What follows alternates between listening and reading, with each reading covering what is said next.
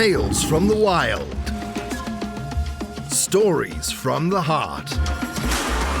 A journey into the mind and soul of fired-up business professionals where they share their vision for the future. And hear from a different non-profit organization every month as they create awareness of their goals and their needs. Dive into a world of untamed passion as we join our host, Shireen Buerta, for this month's episode of Friends from Wild Places. All right, welcome back. Shireen here, your virtual boutique bookkeeper and QuickBooks advisor. What's the secret recipe for mastering bookkeeping? It's more than just numbers and spreadsheets. It's precision, passion, and personalization. At Shireen's Bookkeeping Services, we mix more than just numbers and spreadsheets.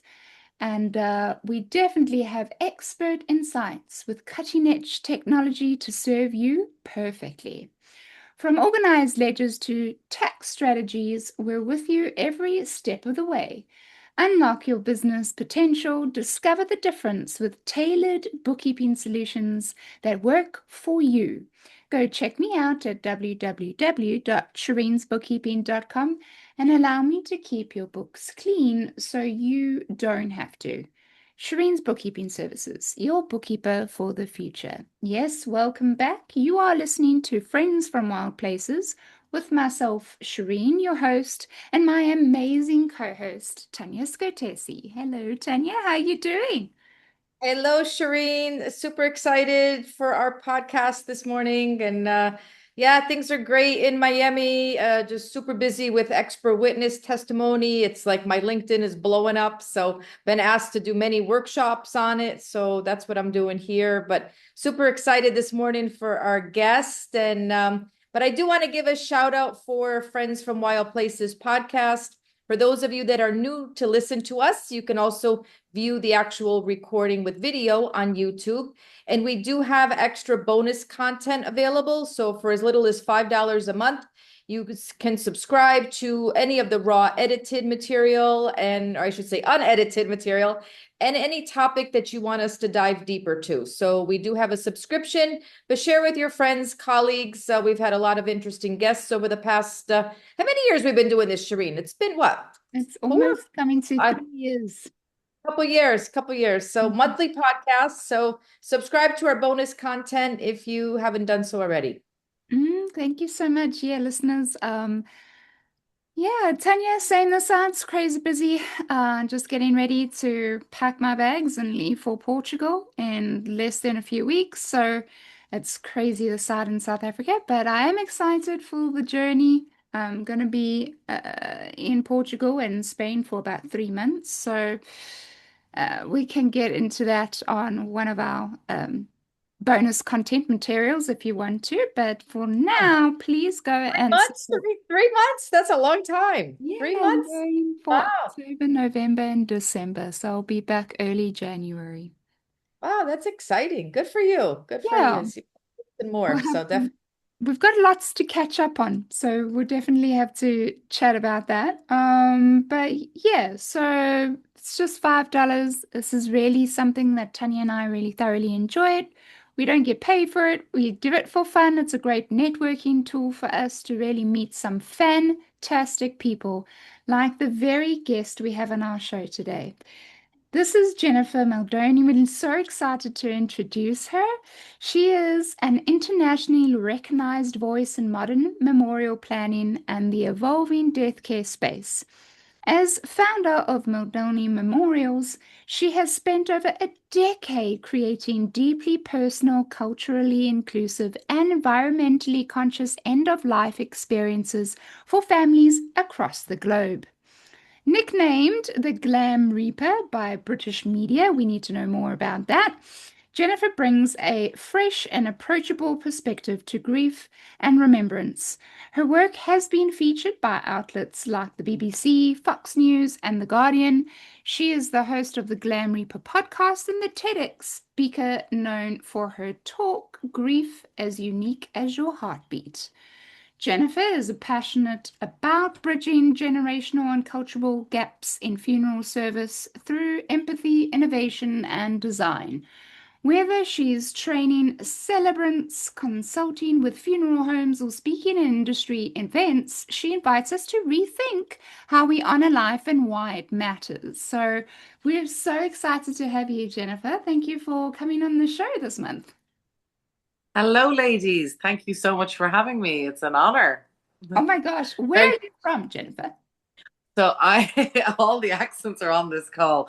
I am originally from Ireland, Dublin in Ireland, but I'm living in the US at the moment. So yeah, we're covering all the continents. Well, not all of them, but That is so cool. Well, so glad to have you on the show with us, Jennifer. We're looking forward to diving deeper into who you are, your name, the Glam Reaper, where did it come from, and all sorts of other wonderful questions. But we'd love to just start the podcast with the quote of the day, right? We love to just have an inspirational quote for ourselves, our listeners, for the month. We can ponder on it, we can act on it, we can use it. It's all about inspiration, which is Tanya's adjective. So we want to inspire. So the quote that Jennifer brought to us for the month is, "You are braver than you believe, stronger than you seem, and smarter than you think. But the most important thing is, even if we're apart, I'll always be with you." Jennifer, who quoted that? one of my favorite poets in the whole world, Winnie the Pooh. I love It him. actually, it's very interesting, that quote, for me personally. So as a celebrant, I get to know, I'm reading a lot of books, and I'm reading, getting to know a lot of poets, and whether it's modern ones and old ones, and because every family I meet, wants different. So I have a plethora of a whole library of poems. But that one just strikes a chord with me. And I actually used it when I launched my book back in Ireland, my first book back in Ireland over 10 years ago.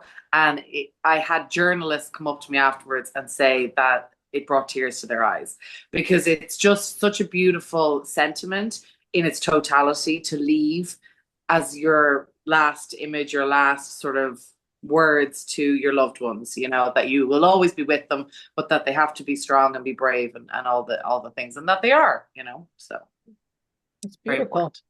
Oh, I love that. I love that so much. I think it's so special, especially now, and we've just been seeing so many unnecessary deaths and murders, and just wives and kids losing their fathers at such a young age. So yeah, it's a hard thing to deal with, death, definitely. Especially ones, your loved ones. But yes, we're going to start the podcast with our true crime. Ladies and gentlemen, Tanya and myself are absolutely passionate, and we love true crime. We watch all the YouTube channels. We are there. Eyes are glued onto the screens just to see all these current true crimes that are happening, the true trials that are going on as we speak. Some of them are really interesting, some of them not so much, that catches our eyes, but some of the ones that we bring on the show are particularly ones that we specifically wanted to chat about. And so this one, listeners, is quite a family orientated one, which makes it a little bit more juicier, because it's not often you have the whole family that's planned a murder. But so I don't know if any of you know this. I'm going to give you some of the details, but my ultimate question for us to discuss, ladies, is whether we actually think Wendy Adelson has anything to do with the plot to murder her ex-husband. Now, the trial was about Donna Adelson, which is Wendy's mother. Okay, so stay with me here. So Donna is Wendy's mother, and she was found guilty and was convicted of first-degree murder for orchestrating the 2014 murder for hire of her former son-in-law, Dan Markell, a Florida law professor. To resolve a contentious custody battle and financial issues stemming from the couple's divorce, she was found guilty after a trial that revealed the wealthy Adelson family's involvement in a long long-running plot, which included attempts to relocate the children and fund the assassination plot. And she was arrested in 2023 after her son's conviction in the same scheme. So, key details of this whole thing really is obviously the victims being Dan Markel. The crime is obviously Markel was shot and killed in a murder-for-hire plot in 2014. The plot's origin, prosecutors alleged Donna Adelson masterminded the murder to address issues related to the custody and relocation of her grandchildren and to resolve financial problems stemming from her daughter's marriage to Markel.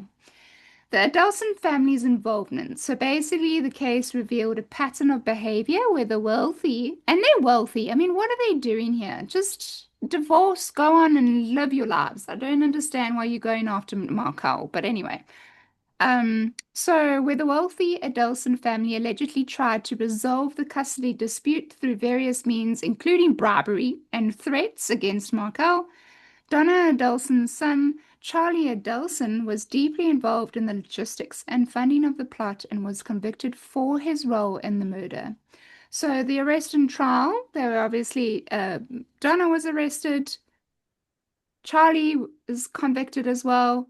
And what happened was Donna and her husband attempted to flee the country on rush visas to Vietnam, a country without an extradition agreement with the US. So this is quite interesting. But I guess, ultimately, anything for children, huh? So if you want to try and manipulate things to end up better for you, you want to try and, it's almost like stealing the children wasn't an option, or hijacking or child abduction wasn't an option. So instead of abducting the children, they decided to murder the father. It's just, what? Anyway, so crazy. But yeah, so the daughter, which is the ex-wife, Wendy, do you think she actually had anything to do with this? Jennifer, you want to go? You're asking me. Okay. So I only briefly looked at this while I was mid-flight from state to state between conventions. And listen, I'm not as, I don't think, a deep diver into these things as you guys. And I actually you intrigued me because I used to absolutely love true crime growing up, and I think maybe because being in the funeral space, you see enough that I'm like, now I kind of find that I either watch girly flicks or I don't kind of get into real life because I'm like, no, I'd like to check out for a little bit. But my thought on all of this is, and I've kind of held this for a while, is women are not stupid. I'm sorry, women are not stupid, and the amount of women I know, whether it's friends or people I hear about, who say, oh, I didn't know he was cheating, or I didn't know, or this came out of the blue, or whatever. I'm like, I don't believe that. I think we are so intuitive that, like, we have brain and gut that talk to each other. I'm a firm believer in that I feel like So even if she wasn't actively a part of it, I feel like she knew about it, and she either turned a blind eye or, I don't believe that there was absolutely nothing in, no. Mm-hmm. I think also women, again, this isn't to disparage men or anything, but I do think a lot of things in the world that we think men are in control of or are in charge of, I think women are the ultimate masterminds behind it, whether it's the mom or the wife, just leaving, a few words here and there. I do. I think we're a lot. Yeah. So I think. Absolutely. Because of the I'm not a professional. You go there. No, nor am I. Here's little me. And the professional one is Tanya here. What do you need think? To hear from the expert. Well, so this, it's interesting because this crime resonated on so many levels. First of all, where the actual, like, they lived up in Tallahassee, outside of Tallahassee or in that area. So my daughter actually went to Florida State University, which is where he was working as a law professor and got killed. And their residence is literally like 20 minutes from me here, so where they actually live. So I followed the case pretty intensely, not the first one, not with the son that was convicted, but with the mom. Definitely, I would say, as a behavior analyst, I would say Wendy's her whole demeanor, even on the witness stand, I believe there's more to the story. I think there's more to meets the eye. And, as you said, Shireen, it's like, the rest of the world, people just get divorced and move on and, whatever. But I mean, you're talking an affluent family on so many levels. I mean, both education, monetary, abundance, to have to resort to murder where now you're in prison. Like, I don't know, but they're not alone. There's a lot of people that end up in that, track. So yeah, I've watched it. I've seen some recaps, even expert behavior analysts that have actually, dissected Wendy's demeanor on the witness stand. And yeah, I don't think, another thing that's interesting is how much, is one sharing about their own life. If nobody knew, then nobody would be committing murder. So it's like, how much is disclosed about their ins and outs to have somebody take action, right? Even if it's her own mom or brother, for that matter. Yes, absolutely. It sounds like the whole family knew all the details of what was going on. You know how family is. It's like they want to defend each other till the very end, and we always joke about these memes that we see on TikTok or whatever, where the person speaks to their family member. You can't ask any questions. I just need you, and dress up in a disguise, bring a bat, and don't ask any questions, and we're gonna go, and it's all about obviously killing someone and doing away with the body. But it's always a joke. But in fact, you have members of the family that obviously will do anything for, your daughter, your son, mom, dad, So I think, What's your take, Shireen? What's your take on it? honestly, I think there's no ways that there's clearly stirring each other's emotions up by sharing all the details of the case that's going on. For sure, she had a part of it, or she just knew about it. There's no way she did not know that your mum and dad knowingly and brother was full on in a plan to kill your ex-husband, that you're busy going through a very contentious divorce and there's children involved. No, don't believe it for a second. That's all I'm saying.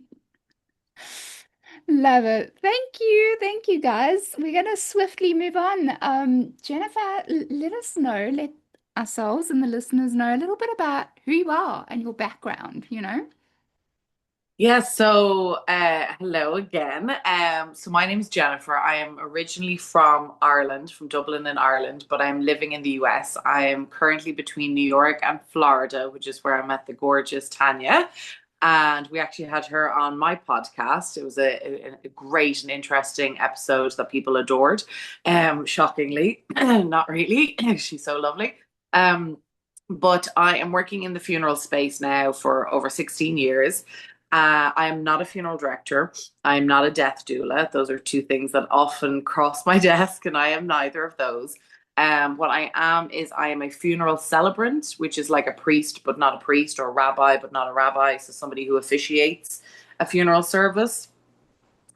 And I am a wedding planner, but for funerals. That's the easiest way for me to describe it. So I'm like an event planner that works in the funeral space. So I used to be, 16 years ago, I was in the wedding and party planning space back in Ireland. I had my own business, and then two friends of mine passed away, and they were both very young. One was only 23 and one was 28. And it was in a short space of time that they both went, and actually had the exact same nickname, which was kind of crazy.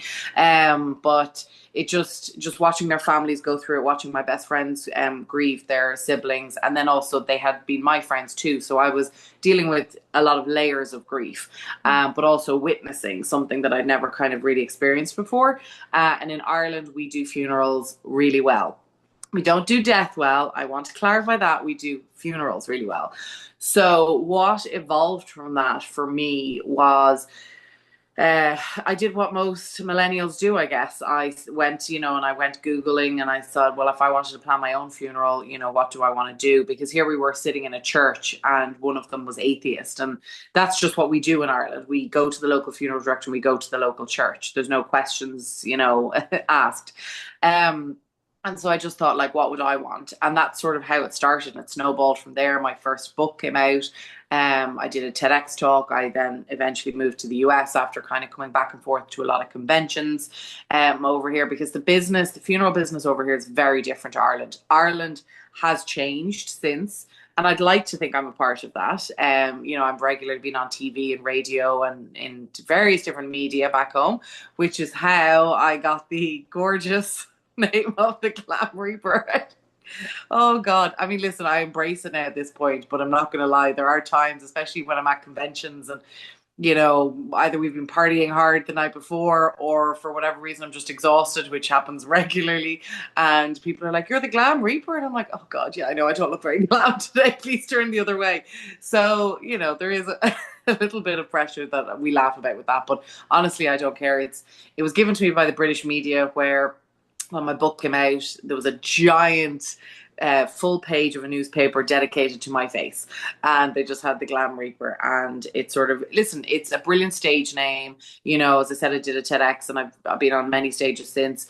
It's a great icebreaker when, I'm in retirement homes or just generally at conferences and talking to people. Most people remember that before they actually remember my name, which is embarrassing. But at least they remember something. And it's brilliant. The only thing is my company is called Muldowney Memorials, because if you lose your mom or your brother or your sister or your grandmother, calling the Glam Reaper just felt a little too on the nose for me. It's just like, it's a great stage name. I adore it. It's very much who I am. And the way I talk, like, I'm very outgoing and bubbly and stuff, but I'm positive in general. But when I'm sitting with a family, it's all about comfort, and it's all about sort of like, our tagline is the best friend you never wanted to need. It's holding people's hand in the worst time of their life. It really is, even when it's expected. And sorry, my camera is doing some crazy work there. I don't know what's going on. I had nothing to do with it. But yeah, so I kind of have two sides to it. I have the very much softer side where I'm there with holding space for people. And then, I have the stage side where I can be a little bit more, on the nose with it. But yeah, that's a little bit about what I do. I think I covered everything, I hope. Tune in next week for part 2 from Friends from Wild Places. You've been listening to Friends from Wild Places with Shireen Bueta. Be sure to subscribe to the podcast from the links to catch every episode and unleash your passion.